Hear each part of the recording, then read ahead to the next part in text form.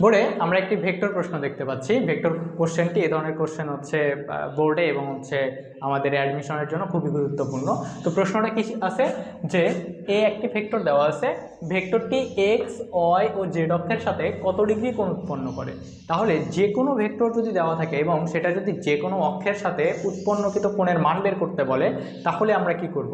এইটার একটা শর্টকাট আমরা শিখব আজকে।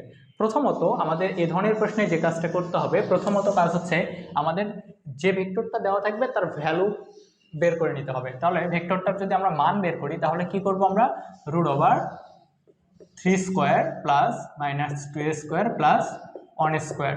তাহলে 9, 4, 13 আর 14। তাহলে আমরা এই ভেক্টরটির মান কত পাচ্ছি? √14।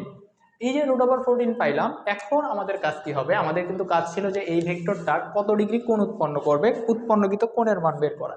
তাহলে আমাদের প্রথম চিন্তা করি আমরা আসলে বিষয়টা এমন ছিল যে এটা ছিল কি আমাদের এক্স অক্ষ, এটা ওয়াই অক্ষ, এটা জেড অক্ষ। যে কোনো একটা ভেক্টর, এই ভেক্টর এর সাথেও কোণ করবে, এর সাথেও কোণ করবে, এর সাথেও কোণ করবে, কত ডিগ্রি কোণ সেটাই নির্ণয় করতে হবে। তো যদি আমরা এক্স এর কথা চিন্তা করি তাহলে আমরা কি লিখবো? এক্স অক্ষের সাথে উৎপন্ন কোণ। এটার জন্য যে কাজটা করতে হবে, আমাদের প্রথম সূত্র হচ্ছে কজ ইনভার্স। একবারে করে দিলাম আমি, কজ ইনভার্স। আমরা লিখব এক্স অক্ষের দিকে একক ভেক্টর যেটা উৎপন্ন হবে তার সহগ কত? 3 ডিভাইডেড √14। তাহলে এটাই হবে এক্স অক্ষের সাথে উৎপন্নকৃত কোণ উক্ত ভেক্টরে। আমরা আবার একইভাবে যদি দেখি ওয়াই অক্ষের সাথে উৎপন্ন কোণ, তাহলে কি করব?